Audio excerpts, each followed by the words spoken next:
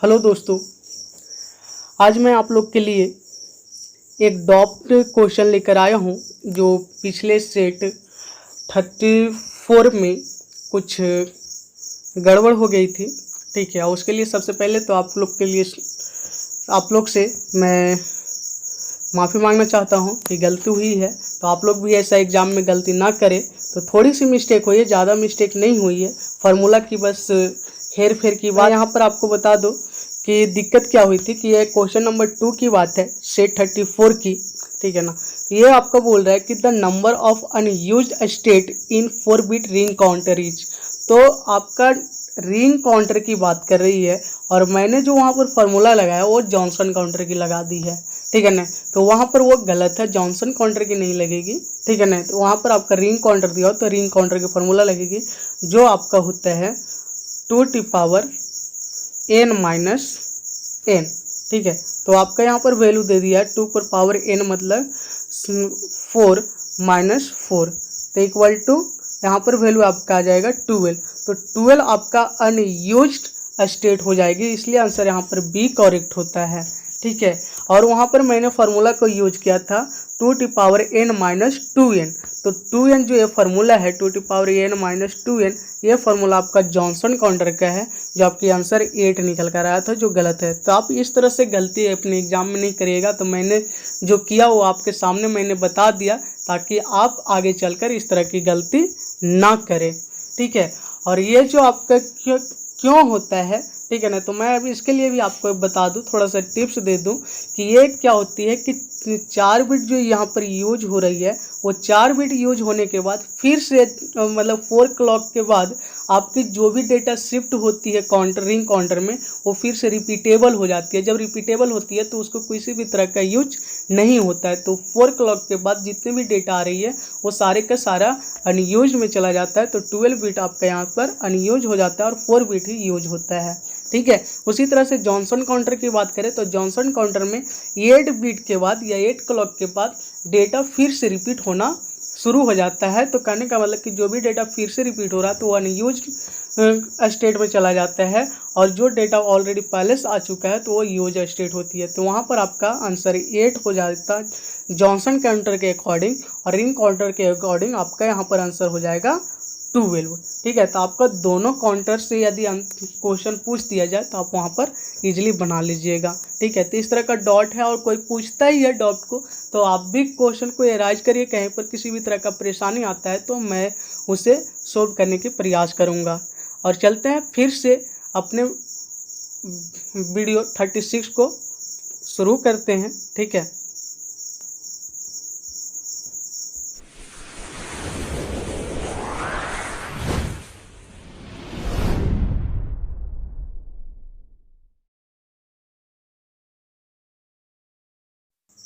Hello दोस्तों, CSE gate प्रॉफुल official में आप सभी का स्वागत है। और मैं फिर से आज आप लोग के लिए सेट 36 लेकर आया हूं। तो दोस्तों, हम लोग अपनी सेशन को स्टार्ट करते हैं बिना लेट किए। तो आपके स्क्रीन पर सबसे फर्स्ट क्वेश्चन दिख रहा है और बोल रहा है कि if the disk head is located initially at 32, find the number of disk moves required with FCFS। If the disk queue of input output blocks request are 98, 37, 14, 124, 65 and 100। तो यहाँ पर आपका दिया हुआ है दोस्त, FCFS से सर्व करना है, डिस्क शेड्यूलिंग का क्वेश्चन है, और आपका इनपुट आउट ब्लॉक्स दिया हुआ है और इनिशिएट करना आपका 32 से। ठीक है, तो हम लोग सबसे पहले इसे सर्व करने के लिए सबसे पहले हम लोग जो इनपुट आउट ब्लॉक्स दिया हुआ रहता है एक डिस्क क्यू में, उसे हम लोग पहले सॉर्ट कर लेते हैं, या तो असेंडिंग और डिसेंडिंग। ठीक है ना, असेंडिंग या डिसेंडिंग में हम लोग किसी भी तरीके से हम लोग इसे सॉर्ट कर लेते हैं। तो सबसे पहले हम लोग यहाँ पर सॉर्ट करेंगे तो आपका वैल्यू इस तरह से आएगा 14, 37, 65, 98, 100 एंड 124। और इसके बाद हम लोग क्या करते हैं, डिस्को को मूव करवाते हैं। तो इनिशिएट कहाँ करना है, 32 से। 32 आपको पता है कि 14 एंड 37 के बीच में आएगा, तो यहाँ पर आपका वैल्यू 32 लेट कर लेते हैं, और यहाँ से आपको मूव करेगा FCFS के थ्रू। तो सबसे पहले ये मूव करेगा 98 के पास, 98 से मूव करने के बाद यह डायरेक्ट आएगा 37 के पास, 37 से आपका मूव करेगा तो आप देख रहे हैं कि 14 के पास जाएगा, 14 से मूव करेगा तो 124 के पास जाएगा, 124 से मूव करेगा तो 65, और 65 से फिर 100 पे जाकर स्टॉप हो जाएगा। तो इस तरह से आपका डिस्क का मूवमेंट होता है। और फिर आप क्या करते हैं कि सारे को जितना भी सर्व किया है, जितना टाइम लगा है, तो वो सारे टाइम को यहाँ पर कैलकुलेट करते हैं, ठीक है ना।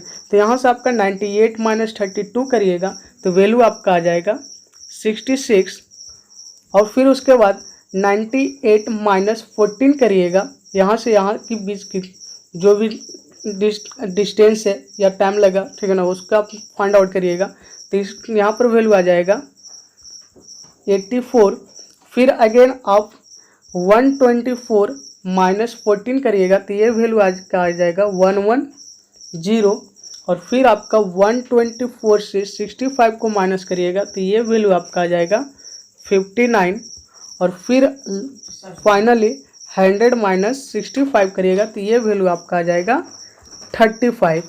और जब इसे आप कैलकुलेट करिएगा तो फाइनली आपका आंसर निकल कर आएगा 354, मतलब 354। तो आंसर आपका ऑप्शन ए करेक्ट होता है। और चलते हैं अगली क्वेश्चन 2 पर। तो आई होप आपका ये क्वेश्चन समझ में आ गया होगा। नेक्स्ट क्वेश्चन नंबर 2 आपका बोल रहा है कि you need 500 subnets each with about 100 usable host addresses per subnet. What network mask will you assign using a class B network address? तो हमें क्लास B नेटवर्क एड्रेस में हमको यूज करना है। तो आप जानते हैं कि क्लास B में 16 bit network ID and 60 bit host ID होता है। तो आपका यहाँ पर आंसर भी, सॉल्यूशन भी आपके पास है, स्क्रीन पे दिख रहा होगा आपको, ठीक है ना। तो यहाँ पर आपका सारा पॉइंट लिखा हुआ है। और 500 हमें सबनेट की रिक्वायर्ड है, तो उसके लिए हमें 9 बिट की ज़रूरत होगी होस्ट आईडी से, ठीक है ना। और यहाँ से आप जब एड्रेसिंग ऑर्डर निकालिएगा, ठीक है ना, तो रिमाइनिंग 7 बिट आपका होस्ट आईडी में बचेगा, मतलब कि 9 बिट तो आपका यहाँ से रिक्वायर्ड कर लेगा सबनेट के लिए, और फिर जो रिमाइनिंग 7 बिट नंबर बचेगा वो होस्ट पॉसिबल पर सबनेट। तो ये हो जाएगा आपका वैल्यू 128 माइनस 2 इक्वल टू 126। तो सबनेट आपका आईडी कितना आपका आ गया 25, और होस्ट आईडी आपका आ गया 7 बिट। जब आप इसे फाइंड आउट करिएगा सबनेट मास्क, तो सबनेट मास्क के contain 1s in subnet ID part and 0s is host ID part, मतलब कि 1 जितने भी कंटेन करके रखा है तो वो आपका सबनेट मास्क सबनेट आईडी हो जाएगा, और 0 आपका डिनोट करता है होस्ट आईडी, ठीक है। तो आपका इस तरह से कुछ दिखाई दे रहा होगा, ठीक है ना। तो आपको निकल कर आएगा फाइनली वैल्यू, और जब हम इसे कैलकुलेट करेंगे, ठीक है ना, तो डेसिमल वैल्यू में चेंज करेंगे तो आपका वैल्यू आ जाएगा 255.128, जो आपका ऑप्शन बी के साथ मैच कर रहा है। तो ऑप्शन बी यहाँ पर करेक्ट हो जाता है। नेक्स्ट क्वेश्चन नंबर 3 पे चलते हैं। क्वेश्चन नंबर 3 आपका बोल रहा है A graph associated with an electrical network has 8 branches and 5 nodes. The rank of the cut set matrix and tie set matrix respectively can be no more than. आपको यहाँ पर फाइंड आउट करना है cut set, rank of cut set matrix and rank of tie set matrix, ठीक है। और दोनों को रेस्पेक्टिवली बताना है, मतलब कि सबसे पहले आपका कट सेट बताना है, फिर उसके बाद टाई सेट मैट्रिक्स बताना है, ठीक है। तो हम आपको बता दें, यहाँ पर आपका दिया हुआ है, सबसे पहले आप अगेन लिख लीजिएगा कि दिया हुआ क्या ब्रांचेज दिया हो, तो I denote for branches B equal to 8 और नोट्स इक्वल टू 5, ठीक है। अब यहाँ पर देखिए 2 तरह का फॉर्मूला आपको मिलेगा, एक तो रैंक ऑफ कट सेट और दूसरा आपका रैंक ऑफ टाई सेट का। तो rank of cut set simple सा फॉर्मूला इसका होता है n, तो n-1 करिएगा तो n का वैल्यू यहाँ पर दिया हुआ है आपका 5, और 5 - 1 इक्वल टू 4। तो ये आपका आ गया आपका rank of cut set, rank of cut set matrix. और जब वहाँ पे टाई सेट मैट्रिक्स निकालेंगे तो यहाँ पर आपका हो जाता है b - n+1, ठीक है। तो b - n+1, तो b का वैल्यू आपका दिया हुआ है 8, माइनस n का वैल्यू 5 प्लस 1, तो जब इसे कैलकुलेट करिएगा तो ये आंसर आपका निकल कर आएगा 4। ठीक है, तो कहने का मतलब आपका कि rank of cut set equal to 4 and rank of tie set matrix equal to 4, तो मतलब 4 एंड 4 आपका आंसर आएगा। तो 4 एंड 4 आएगा तो ऑप्शन बी आपका करेक्ट हो जाता है। ठीक है, अब चलते हैं नेक्स्ट क्वेश्चन। और उससे पहले मैं आपको थोड़ा सा कुछ एडिशनल चीज़ें मैं बता दूं इसमें।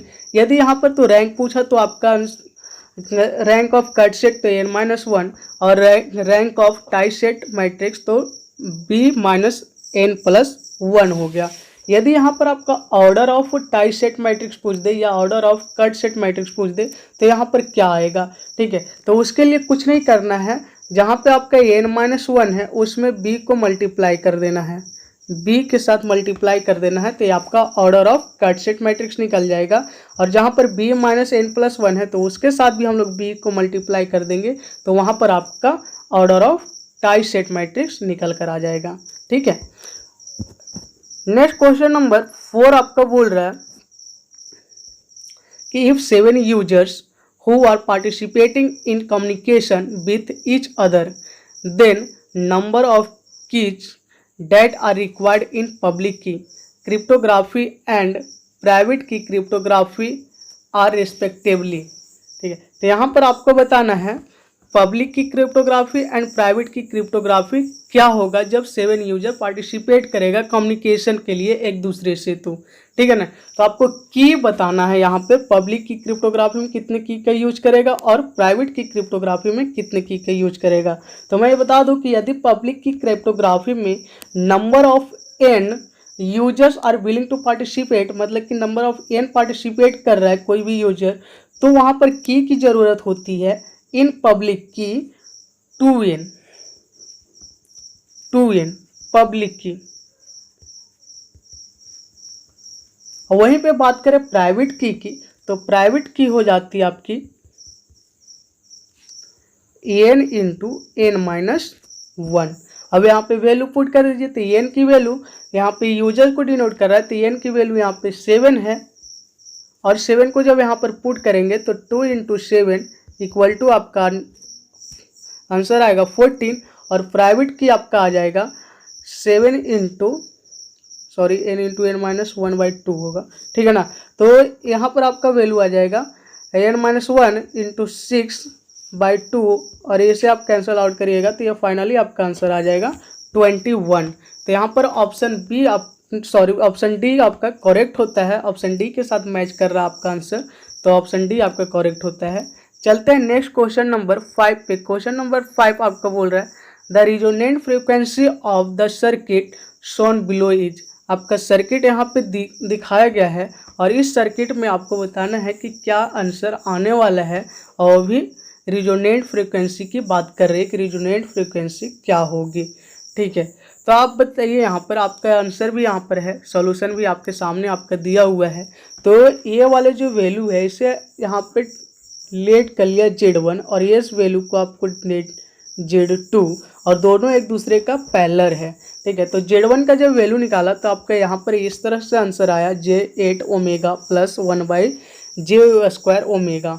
ठीक है, Z2 का J ओमेगा, फिर ये दोनों को पैरेलल को दिखाया, फिर फाइनली यहाँ पर 1 - 16 omega square by J² omega into 1/J omega.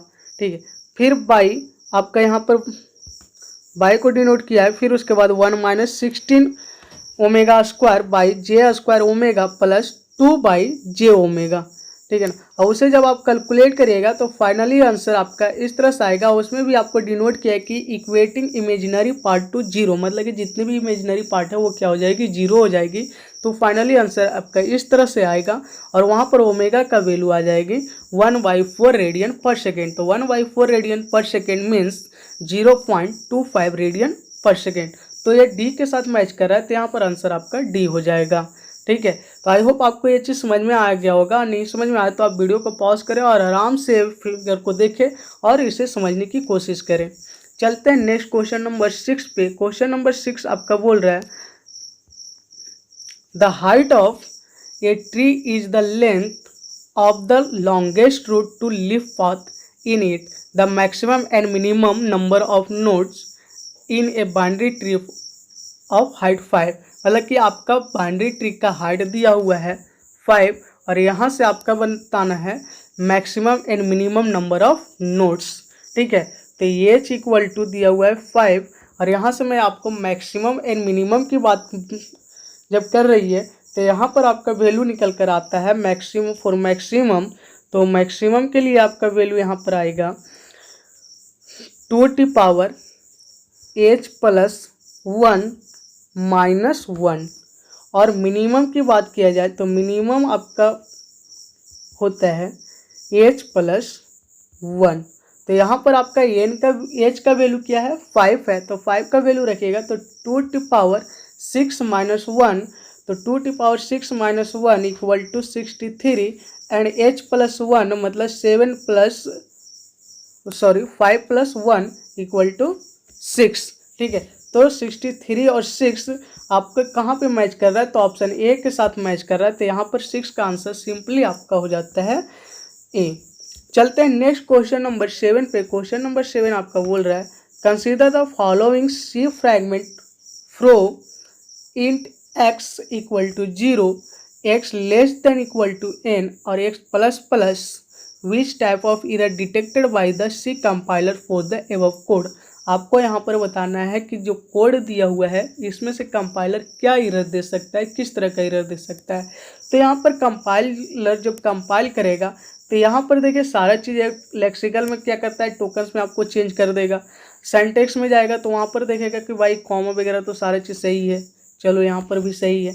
और जब सेमेंटिक में जाएगा तो ये मीनिंग को चेक करता है, तो मीनिंग चेक करता है तो यहाँ पर देखेगा कि भाई ये फ्रो नाम का किसी भी तरह से मीनिंग को क्या कर रहा है, मैच नहीं कर रहा है इन प्रोग्रामिंग अपने रिजर्व वर्ड में, तो वो क्या करता है, इसे एरर दे देता है। तो यहाँ पर एरर जो आएगा वो आपका आएगा मीनिंग से, तो मीनिंग से जो एरर आती है वो होता है आपका सेमेंटिक एरर। तो यहाँ फ्रो की जगह क्या होनी चाहिए थी, 4 होनी चाहिए थी। ठीक है, तो आपको ये भी समझ में आ गया होगा। नेक्स्ट क्वेश्चन नंबर 8 पे चलते हैं। क्वेश्चन नंबर 8 आपका बोल रहा है ये human mind is capable of making how many number of elementary mental discrimination per second. तो यहाँ पर मैं आपको बता दूँ कि जब ह्यूमन माइंड कैपेबल मेकिंग और जब how many number of elementary mental description per second पूछा जाए तो यहाँ पर आपका आंसर आ जाता है 5 to 20, सिंपल सा 25 नहीं 20, 5 to 20। ठीक है, नेक्स्ट क्वेश्चन नंबर 9 पे चलते हैं। क्वेश्चन नंबर 9 आपका बोल रहा है कि चूज द करेक्ट स्टेटमेंट। यहाँ पर आपका 3 स्टेटमेंट दिया हुआ है, उसमें से आपका करेक्ट बताना है। तो फर्स्ट स्टेटमेंट बोल रहा है कि an entire array can be passed as argument to a function. तो बिल्कुल सही, ठीक है ना, कि जो भी आपका एरे में जो भी आपका एरे है वहाँ पर आर्गुमेंट जो को पास करवा सकते हैं किसी भी फंक्शन के थ्रू। ठीक है, नेक्स्ट आपका बी में क्या बोल रहा है कि a part of an array can be passed as argument to a function. मतलब कि एक पार्ट ऑफ एरे, यहाँ पर इंटायर एरे किसी खास एरे के बारे की बात कर रहा है, यहाँ पर a part of an array can be passed as argument to a function. तो हम किसी पार्ट ऑफ एरे को भी हम क्या करते हैं, फंक्शन के थ्रू पास करवा सकते हैं, उसमें आर्गुमेंट वगैरह पास करवा सकते हैं। ठीक है, तो आप स्टेटमेंट ए और स्टेटमेंट बी दोनों यहाँ पर करेक्ट होता है। और स्टेटमेंट सी आपका बोल रहा है कि any change done to an array that is passed as argument to a function will be local to the function. तो ये आपका गलत हो जाता है, तो इसलिए यहाँ पर आंसर आपका सिंपली डी हो जाता है, बोथ ए एंड बी। ठीक है, चलते हैं नेक्स्ट क्वेश्चन नंबर 10 पे। क्वेश्चन नंबर 10 आपका बोल रहा है कि while browsing e commerce website activates the padlock and the HTTP protocols and allows secure connection from a web server to a browser। तो आपके HTTP प्रोटोकॉल पे जो सिक्योर को अलाउ करता है, ठीक है, तो वो करता आपका SSL सर्टिफिकेट, जो होता है आपका secure socket layer certificate. SSL का मतलब होता है सिक्योर सॉकेट लेयर सर्टिफिकेट। ठीक है, तो आई होप आपको ये सारे क्वेश्चन समझ में आ गया होगा। यदि नहीं समझ में आता है तो वीडियो को एक बार अगेन फिर से देखें, और किसी भी तरह का दिक्कत होता है तो आप ज़रूर कमेंट करें। ठीक है, मैं उसका रिप्लाई इंस्टेंटली देने की प्रयास करूँगा, ठीक है। और चलते चलते मैं आपको बोल दूं कि यदि आप हमारे चैनल पे नए हैं तो सब्सक्राइब करें, और बाकी आपको अच्छा लगता है तो लाइक करें और शेयर करें, ठीक है। Thank you.